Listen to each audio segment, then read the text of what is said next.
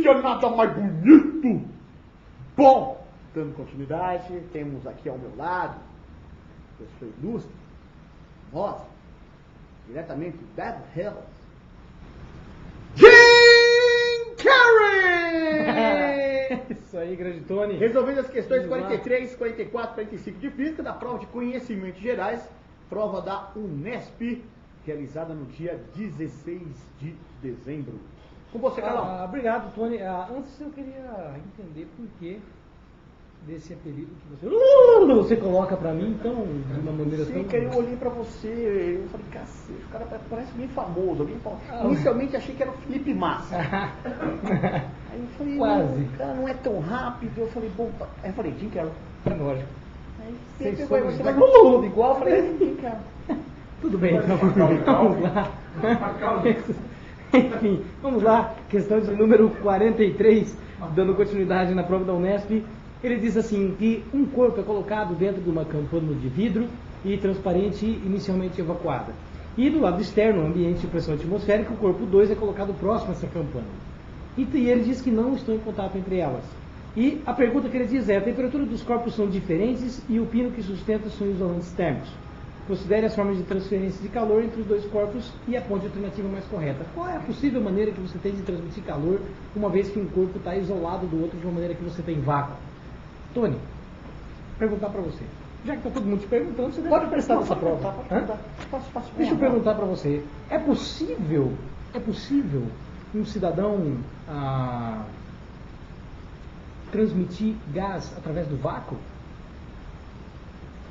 Você quer transmitir uma forma de calor e um calor transmitido de partículas a partículas e você acha vácuo. É possível você chegar a isso? Não sei, o gás através do vácuo é possível. Você faz o calor transmitindo num gás. Aí você chega uma hora que tem um vácuo entre esses dois gases. É possível? Eu já vi falar de professores aí que transmitem gás através do vácuo. Transmite gás através do vácuo.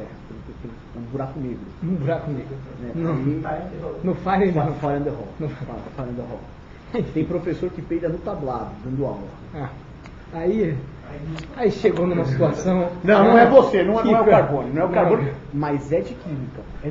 O cara faz pressão no tablado. E aí o gás se propaga pelo vácuo. É aquela história, como a gente sempre diz, então tá bom ainda. Tá bom, se faz barulho, tá bom. Senão seria... O cara vai... se fazer... já não funciona mais há muito tempo.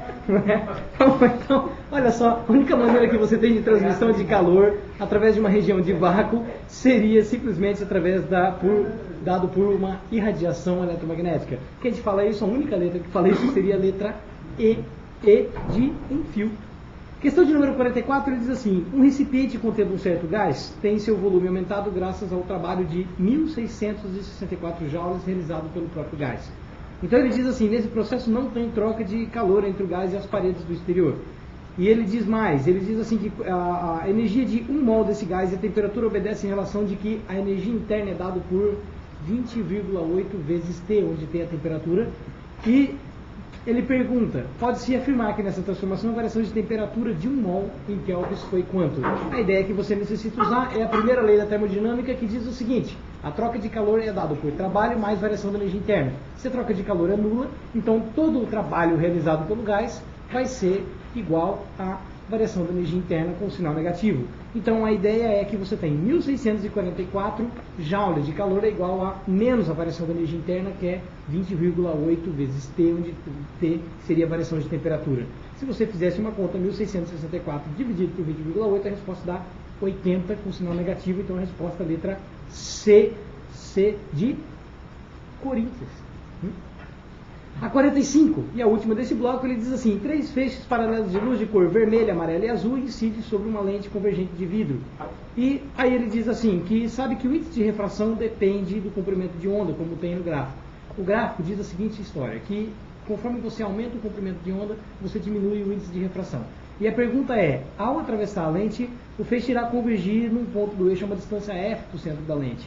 Então aí, ele, dado os comprimentos de onda azul, amarela e vermelha, lembrando que azul então tem o comprimento de onda menor e vai aumentando, amarelo, o comprimento de onda maior, que ele deu lá, azul, 450 nanômetros, amarelo, 575 nanômetros e vermelho, 700 nanômetros, O que ele afirma com relação ao ponto de convergência dos raios? Lembrando que a convergência dos raios, você tem uma ideia assim, de acordo com o gráfico, quanto maior o comprimento de onda, menor está sendo o índice de refração do meio.